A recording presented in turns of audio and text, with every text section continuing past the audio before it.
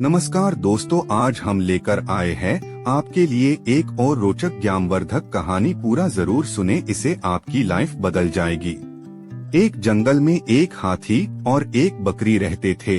दोनों बहुत पक्के दोस्त थे।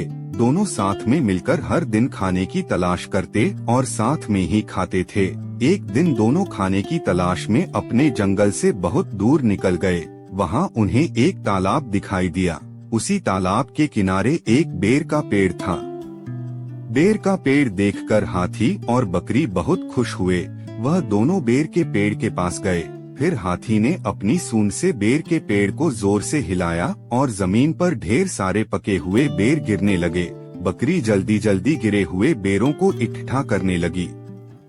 संयोगवश उसी बेर के पेड़ पर एक चिड़िया का घोंसला भी था, जिसमें चिड़िया का एक बच्चा सो रहा था और चिड़िया दाने की खोज में कहीं गई हुई थी।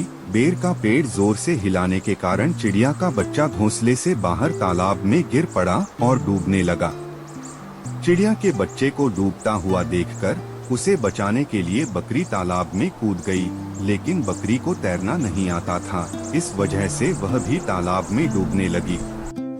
बकरी को डूबता हुआ देखकर हाथी भी तालाब में कूद गया और उसने चिड़िया के बच्चे और बकरी दोनों को डूबने से बचा लिया।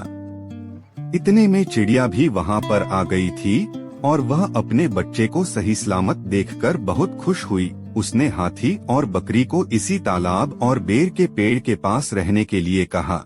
तब से हाथी और बकरी भी चिड़िया के साथ उस बेर के पेड़ के नीचे रहने लगे।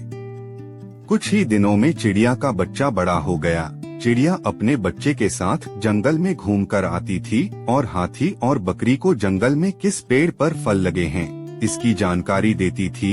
इस तरह हाथी, बकरी और चिड़िया मजे में रहते और खाते पीते थे। हमें किसी का बुरा नहीं करना चाहिए। अगर हमारी गलती से किसी को परेशानी होती है तो उस गलती को सुधारना चाहिए और मनमुटाव दूर करते हुए एक दूसरे की मदद करनी चाहिए।